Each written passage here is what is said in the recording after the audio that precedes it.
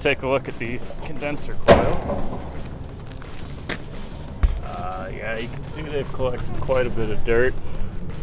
I'm just adding a sediment tee to the gas line here. So what I did was take out the flexible whip and shut off from the other side, hard piped it over to here, and then we're just gonna put a shut off here, have our sediment tee, everything will be nice and accessible and up to code.